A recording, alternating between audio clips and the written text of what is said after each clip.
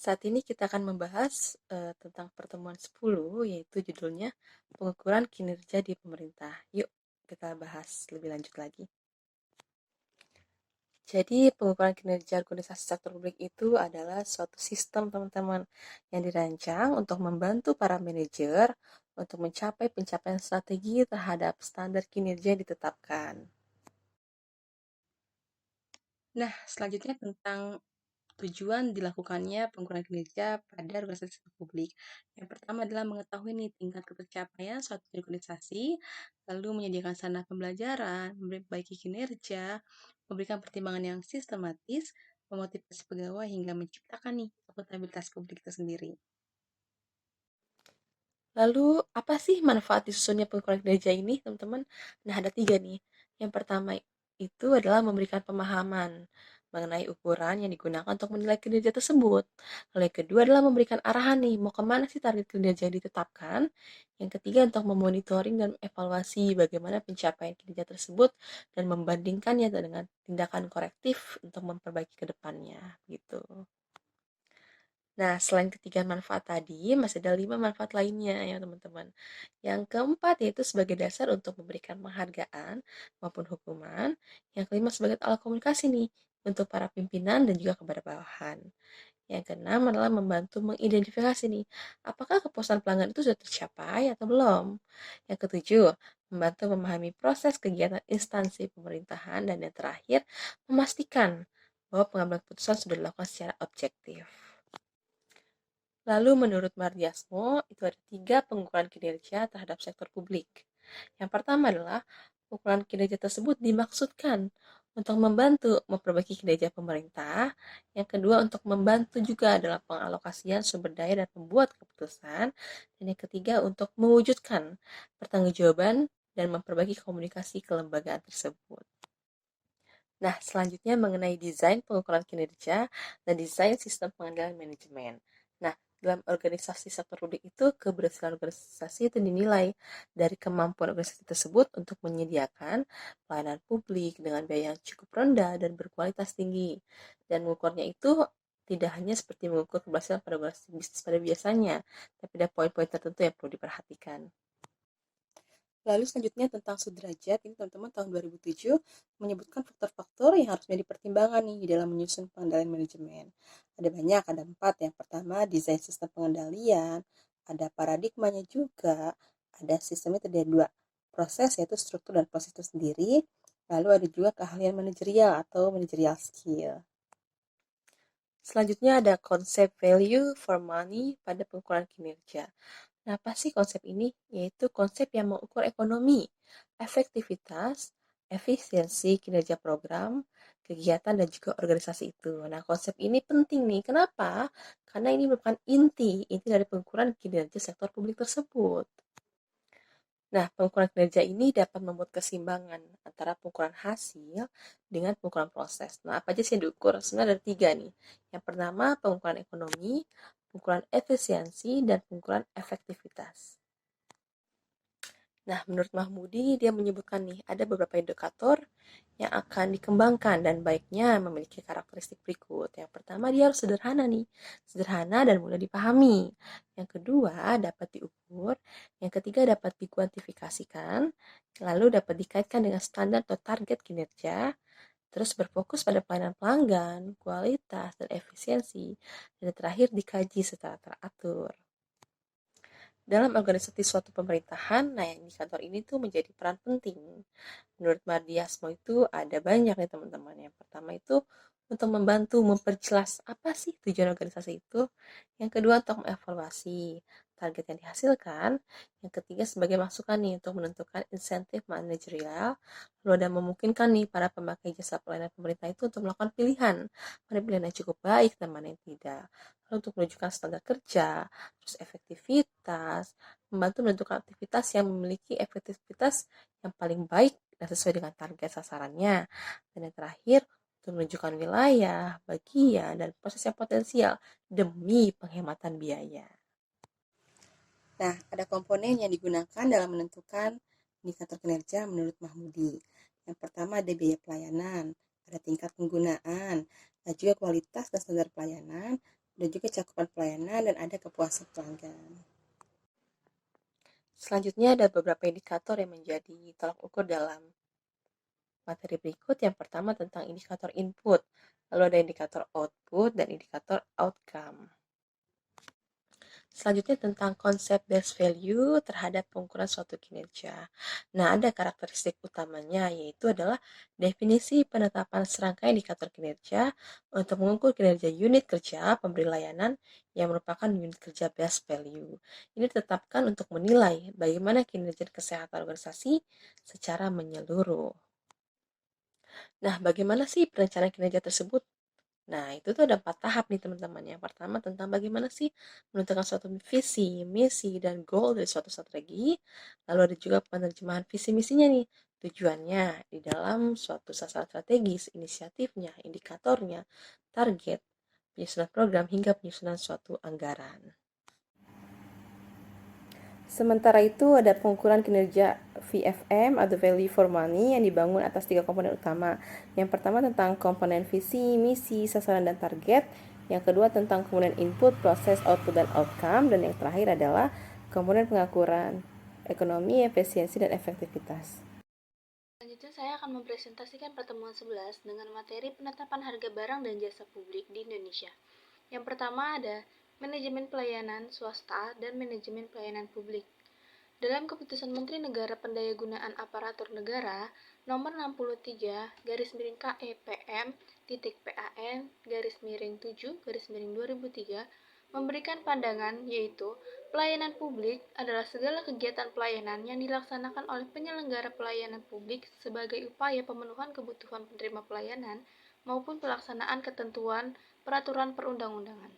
Penyedia layanan atau service provider adalah pihak yang dapat memberikan suatu layanan tertentu kepada konsumen berupa layanan dalam bentuk penyediaan dan penyerahan barang maupun jasa-jasa. Penerimaan layanan adalah pelanggan atau customer atau konsumen yang menerima layanan dari para penyedia layanan. Selanjutnya, ada beberapa karakteristik pelayanan publik yang berbeda dengan pelayanan swasta, yaitu yang pertama ada bantuan pemerintah berbentuk jasa, barang, dan barang tidak berwujud, contohnya seperti akte, perizinan, peraturan, dan lain sebagainya. Lalu yang kedua ada pelayanan-pelayanan yang berbentuk berskala regional dan juga nasional, seperti transportasi umum. Yang ketiga ada bentuk pelanggan internal cukup banyak karena dari tatanan organisasi pemerintah lebih mengarah birokratis. Prinsip dunia pelayanan lebih mengutamakan pembeli eksternal terlebih dahulu daripada pembeli internal. Yang keempat ada mutu pelayan publik terus meningkat sejalan dengan keaktivitasannya. Yang kelima ada peran warga negara sangat diperlukan karena sangat berpengaruh dengan usaha-usaha untuk mengembangkan pelayanan publik. Yang keenam adalah menciptakan susunan kehidupan warga negara yang berdaya untuk memenuhi kehidupan sendiri-sendiri merupakan tujuan adanya pelayanan publik. Lalu, dalam keputusan Kemenpan RB nomor 63 garis miring KEP garis miring M.PAN garis miring 7 garis miring 2003 tentang pedoman umum penyelenggaraan pelayanan publik. Macam-macam pelayanan publik adalah 1. Pelayanan administratif, lalu yang kedua ada pelayanan barang, yang ketiga ada pelayanan jasa. Yang kedua, mengenai penentuan harga pelayanan publik. Untuk menentukan harga barang serta jasa tidak terkecualikan dari peran publik, pemerintah mempunyai partisipasi yang besar dalam menentukannya. Langkah politik dibutuhkan untuk menentukan ini. Lalu, apa aja sih langkahnya? Yang pertama ada banyaknya jumlah barang untuk pabrik yang harus disediakan. Lalu yang kedua ada keterlibatan atas distribusi yang akan menjadi tanggung jawab kepada para masyarakat.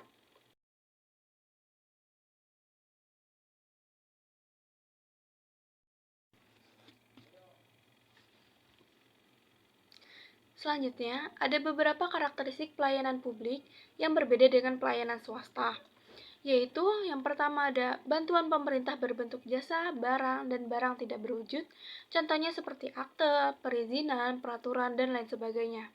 Lalu yang kedua ada pelayanan-pelayanan yang berbentuk berskala regional dan juga nasional, seperti transportasi umum. Yang ketiga ada bentuk pelanggan internal cukup banyak karena dari tatanan organisasi pemerintah lebih mengarah birokratis. prinsip dunia pelayanan lebih mengutamakan pembeli eksternal terlebih dahulu daripada pembeli internal. Yang keempat adalah mutu pelayan publik terus meningkat sejalan dengan keefektivitasannya. Yang kelima ada peran warga negara sangat diperlukan karena sangat berpengaruh dengan usaha-usaha untuk mengembangkan pelayanan publik. Yang keenam adalah menciptakan susunan kehidupan warga negara yang berdaya untuk memenuhi kehidupan sendiri-sendiri merupakan tujuan adanya pelayanan publik. Lalu pelayanan publik berbeda dari pelayanan swasta. Akan tetapi ada juga persamaannya, yaitu pertama, mencukupi kebutuhan masyarakat dan mendapatkan pengakuan dari masyarakat. Yang kedua, kepercayaan pelanggan mempengaruhi kelangsungannya hidup sebuah organisasi. Lalu, dalam keputusan Kemenpan RB nomor 63-KEP-M.PAN-7-2003 tentang pedoman umum penyelenggaraan pelayanan publik, macam-macam pelayanan publik adalah 1. Pelayanan administratif, lalu yang kedua ada pelayanan barang, yang ketiga ada pelayanan jasa. Yang kedua, mengenai penentuan harga pelayanan publik. Untuk menentukan harga barang serta jasa tidak terkecualikan dari peran publik, pemerintah mempunyai partisipasi yang besar dalam menentukannya. Langkah politik dibutuhkan untuk menentukan ini. Lalu, apa aja sih langkahnya? Yang pertama, ada banyaknya jumlah barang untuk pabrik yang harus disediakan. Lalu yang kedua, ada keterlibatan atas distribusi yang akan menjadi tanggung jawab kepada para masyarakat. Dengan itu, pemerintah memeriksa seluruh tujuan yang berkaitan pada pemasukan barang serta jasa dalam penetapan harga pelayanan publik, yaitu yang pertama, barang yang dijual harus dengan harga pasar. Yang kedua, pada harga pasar dijualkan dengan harga yang berbeda-beda. Yang ketiga, para konsumen diberikan secara gratis. Penetapan harga yang dilakukan pemerintah ditunjukkan untuk membenahi penyediaan sumber daya ekonomi pada sektor publik. Pada perekonomian, tingginya tarif harga merupakan pertanda bahwa konsumen bersedia untuk membayar barang yang telah diproduksi oleh pembuat barang. Apabila barang serta jasa yang telah disediakan oleh pemerintah sangat mudah untuk didapatkan, maka dalam sudut pandang ilmu ekonomi terdapat ketidakefisienan. Misalnya, persediaan publik seperti air minum atau listrik, pemerintah menyediakan barang serta jasa yang diperlukan oleh masyarakat. Pemerintah dapat menentukan harga yang mahal, namun pemerintah tidak diharapkan untuk memperoleh banyak keuntungan. Jadi hanya sedikit aja keuntungan yang diperbolehkan oleh pemerintah. Selanjutnya, keuntungan tersebut hanya untuk menutup biaya total yang telah dikeluarkan perusahaan-perusahaan pemerintah penyedia barang utilitas publik agar dapat terus beroperasi. Tanpa adanya keuntungan tersebut akan mengalami kerugian. Namun, persediaan publik tersebut tidak relevan untuk semua barang serta jasa yang dialokasikan oleh pemerintah. Organisasi yang mengendalikan utilitas publik harus memasarkan produknya tanpa mendapatkan keuntungan, akan mengalami kesulitan untuk pengembangan atau pemenuhan perluasan usahanya. Sehingga dengan itu, pemerintah akan membimbing organisasi pada kondisi selain membuat barang serta jasa sebanyak mungkin untuk memenuhi kebutuhan setiap warga negara, organisasi diberikan izin untuk mendapatkan laba dalam jumlah tertentu. Pemerintah akan menentukan jumlah laba maksimal, kemudian pembeli akan membayar sejumlah di atas nilai yang dialokasikan sebelumnya pada saat zero profit. Pada keadaan tersebut, pembeli tidak akan diberatkan pada harga yang berlaku mahal. Namun, organisasi dapat mengembangkan usahanya untuk meningkatkan investasinya. Penetapan harga melalui cara ini dapat dilakukan untuk membuat keputusan dalam mempersiapkan barang publik oleh pemerintah. Pengamatan dapat dilaksanakan untuk mendapatkan kebijakan yang tepat dengan tujuan. Artinya, organisasi penghasilan utilitas publik diharuskan untuk mempersiapkan barang serta jasa untuk publik, sedangkan bagi pemerintah diharuskan menentukan laba yang harus diperoleh bagi perusahaan-perusahaan tersebut, mengingat kewajiban pemerintah untuk menyediakan barang serta jasa yang diperlukan bagi warga negara. Lalu selanjutnya, yang ketiga, mengenai pelayanan publik yang dapat dijual. Macam-macam pelayanan publik yang bisa dibebankan pada tarif pelayanan adalah menyediakan air bersih, kendaraan umum, pengiriman dan komunikasi, energi serta listrik, fasilitas liburan dalam perumahan masyarakat, fasilitas pendidikan, jalan tol, pengaliran, pemadam kebakaran, pelayanan kesehatan, dan pengolahan pembuangan sampah. Barang privat yaitu barang yang kemudian namun, persediaan publik tersebut tidak relevan untuk semua barang serta jasa yang dialokasikan oleh pemerintah. Organisasi yang mengendalikan utilitas publik harus memasarkan produknya tanpa mendapatkan keuntungan, akan mengalami kesulitan untuk pengembangan atau pemenuhan perluasan usahanya. Sehingga dengan itu, pemerintah akan membimbing organisasi pada kondisi selain membuat barang serta jasa sebanyak mungkin untuk memenuhi kebutuhan setiap warga negara, organisasi diberikan izin untuk mendapatkan laba dalam jumlah tertentu. Pemerintah akan menentukan jumlah laba maksimal, kemudian pembeli akan membayar sejumlah di atas nilai yang dialokasikan sebelumnya pada saat zero profit. Pada keadaan tersebut, pembeli tidak akan diberatkan pada harga yang berlaku mahal. Namun, organisasi dapat mengembangkan usahanya untuk meningkatkan investasinya. Penetapan harga melalui cara ini dapat dilakukan untuk membuat keputusan dalam mempersiapkan barang publik oleh pemerintah. Pengamatan dapat dilaksanakan untuk mendapatkan kebijakan yang tepat dengan tujuan. Artinya, organisasi penghasilan utilitas publik diharuskan untuk mempersiapkan barang serta jasa untuk publik, sedangkan bagi pemerintah diharuskan menentukan laba yang harus diperoleh bagi perusahaan tersebut, mengingat kewajiban pemerintah untuk menyediakan barang serta jasa yang diperlukan bagi warga negara. Lalu selanjutnya, yang ketiga, mengenai pelayanan publik yang dapat dijual. Macam-macam pelayanan publik yang bisa dibebankan pada tarif pelayanan adalah menyediakan air bersih, kendaraan umum, pengiriman dan komunikasi, energi serta listrik, fasilitas liburan dalam perumahan masyarakat, fasilitas pendidikan, jalan tol, pengaliran, pemadam kebakaran, pelayanan kesehatan, dan pengolahan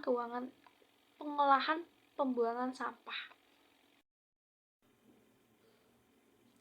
Barang publik berbeda dengan barang privat. Barang privat yaitu barang-barang keperluan warga negara yang harus dapat digunakan sendiri oleh pemiliknya. Apabila ada yang tidak ingin mengonsumsi, maka tidak bisa mengambil kesenangan dari barang tersebut. Sementara, barang publik ialah barang-barang keperluan warga negara yang keuntungannya bisa digunakan oleh seluruh warga negara secara bersama-sama. Tetapi terdapat kesulitan untuk memisahkan antara barang publik dan barang privat, yaitu yang pertama, batasan antara barang publik dengan barang privat yang tidak mudah untuk dibataskan. Lalu yang kedua, adanya barang serta jasa publik yang dalam pemakaiannya tidak mudah untuk dipisahkan keterlibatannya. Yang tiga, tarif pelayanan cenderung akan dibebankan kepada pajak.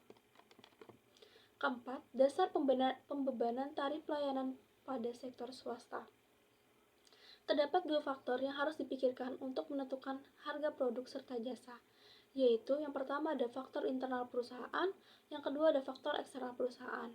Pada faktor internal perusahaan, itu ada tiga faktor, yaitu yang pertama, faktor pertama tujuan pemasaran perusahaan, kedua rencana gabungan pemasaran, lalu yang ketiga adalah biaya. Sedangkan pada faktor eksternal terdapat dua faktor, yaitu sifat pasar serta perusahaan, lalu yang kedua adalah persaingan. Kelima, ada dasar pembebanan tarif pelayanan publik. Ketika menyediakan pelayanan kepada warga negara, persekutuan milik pemerintah seperti BUMD atau BUMN dapat melakukan pembebanan biaya pelayanan publik yang diberikan dalam bentuk bea, pajak, serta menyerahkan tarif jasa secara langsung kepada masyarakat sebagai konsumsi atas jasa publik. Dalam menetapkan harga terdapat strategi alternatif adalah menggunakan two-part tarif merupakan fixed change untuk menutup biaya overhead serta biaya prasarana dan faktor yang berdasarkan atas besarnya jumlah pemakaian. Dengan peak load tarif, pelayanan publik diminta berlandaskan biaya tertinggi. Biaya pelayanan berdasarkan pada biaya peluang dan juga biaya total untuk mendapatkan pelayanan serta harga di atas margin cost.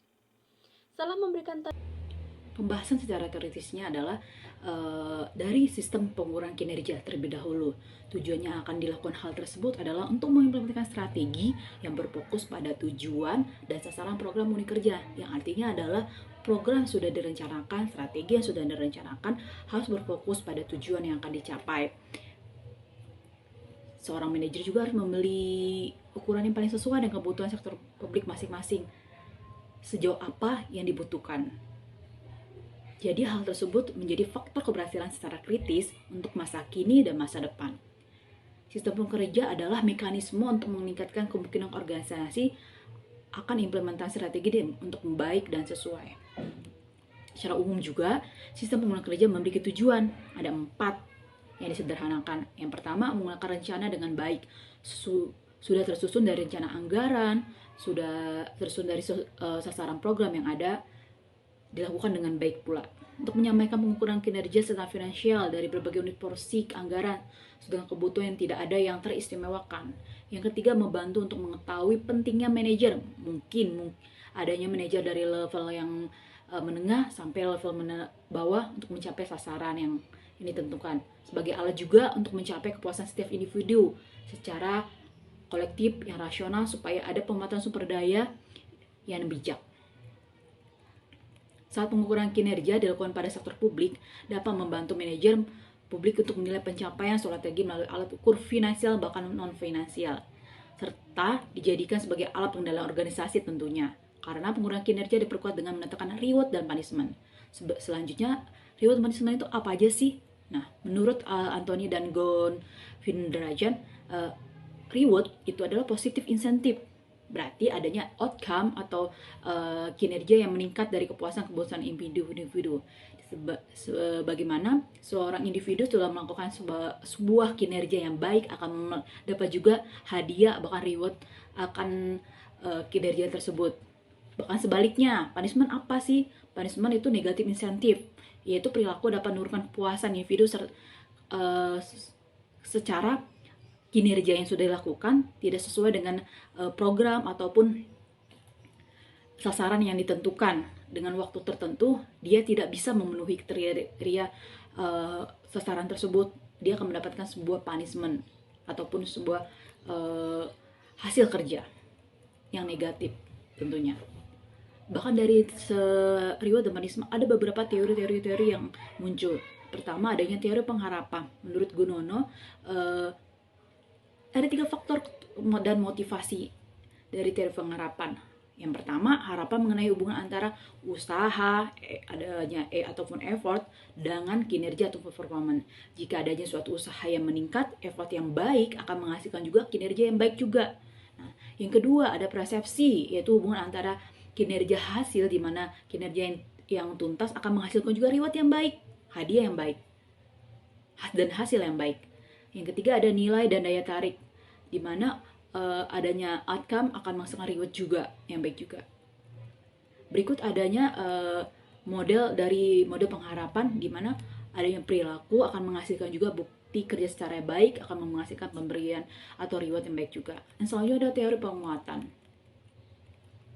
Menurut Grono, terdapat 4 konsekuensi kegiatan, yaitu positif recruitment, negatif recruitment, dan hukuman atau punishment atau action sentence. Di mana positif recruitment itu tuh ada perilaku yang dilakukan. Pada teori penguatan, menurut Grono, terdapat 4 macam konsekuensi kegiatan. Yang pertama ada positive reinforcement, yang kedua ada negative reinforcement, yang ketiga ada hukuman atau punishment, yang keempat ada action.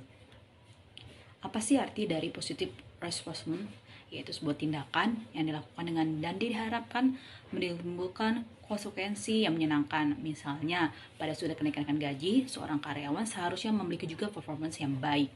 Yang kedua ada negative reinforcement, yaitu upaya yang dilakukan untuk menghilangkan hal yang sifatnya tidak nyaman untuk pelaku. Misalnya, mutasi jabatan dari yang awal kepada jabatan yang lebih rendah lagi.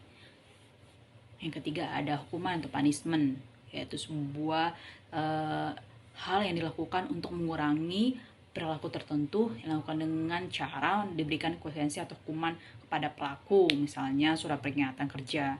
Yang keempat adalah extinction, yaitu cara yang dilakukan untuk menghilangkan atau melemahkan perilaku yang tidak diinginkan, yang dapat dilakukan dengan cara mengabaikan atau perbuatan pelaku sehingga tidak akan mengulangi kembali. Misalnya ketidakdisiplinan, lalu dilakukan pemberhentian kerja. Mungkin seorang bawahan yang selalu menanyakan pekerjaan kepada atasannya terus-menerus. Dan kita bisa lihat selanjutnya ada gambar mengenai teori dari penguatan, yaitu motivasi kerja akan melakukan performa kerja juga. So dengan kerja yang baik akan menghasilkan juga insentif atau gaji atau bonus yang baik juga. Akan melakukan kerja yang berulang kali. Yang selanjutnya ada teori keagenan. Menurut Anthony dan Govindaran, konsep keagenan adalah hubungan ataupun kontrak antara prinsipal dan agen. Menimbulkan dua masalah dalam hal tersebut. Yang pertama, konflik yang muncul karena agen melakukan hal yang menguntungkan diri sendiri dan merugikan pada prinsipal. Yang kedua, ada prinsipal ketika tidak mengetahui kemampuan agen dan membuat pilihan yang buruk tentang agen. Selanjutnya, konsep dan aplikasi sistem reward dan punishment pada sektor publik. Pada model dilema agen menunjukkan alur pikir masalah keagenan menurut Gudono, yang mungkin akan saya jelaskan. Ada 4 hal tersebut. Yang pertama, agen merupakan rasional yang memiliki kemampuan untuk membuat keputusan atau bertindak dengan cara yang paling efektif untuk mencapai tujuan sasarannya. Yang kedua, pemberian motivasi yang dilakukan oleh prinsipal kepada agen agar berusaha secara penuh untuk melakukan tujuan yang diharapkan. Yang ketiga, ada besarnya reward yang diterima tergantung dari effort atau usaha yang dilakukan tentunya. Yang keempat, agen mempunyai target seperti apa yang sudah ditentukan pada mula antara agen dan prinsipal. Yang selanjutnya, hal-hal yang membedakan antara organisasi sektor publik dan organisasi sektor bisnis. Dalam penggunaan kinerjanya, tentu saja pada sektor publik tidak hanya menggunakan laba sebagai keberhasilan. Ada sektor bisnis, kebalikan hal tersebut dari sektor publik, laba lebih mengorientasikan pada keberhasilannya adalah tentang laba setinggi-tinggi mungkin. Dari hal perbedaan tersebut bisa diringkas ada beberapa poin. Yang pertama, tujuan organisasinya yang tadi saya jelaskan mengenai laba pada sektor publik tidak menjadi orientasi, sedangkan pada bisnis lebih berorientasi pada laba setinggi mungkin. Output yang dihasilkan pada organisasi tentu saja seperti output bisnis lebih ke penjualan yang setinggi mungkin, sedangkan publik pada pelayanan kepada masyarakat luas. Seperti apa pelayanan yang baik akan menghasilkan juga output yang baik pada kepuasan masyarakat. Perbedaan hasil dan input dan outputnya juga pada sektor publik dan sektor bisnis dapat mencakup beberapa aspek yang berkaitan dengan sifat, tujuannya, ukuran kesuksesan masing-masing sektor.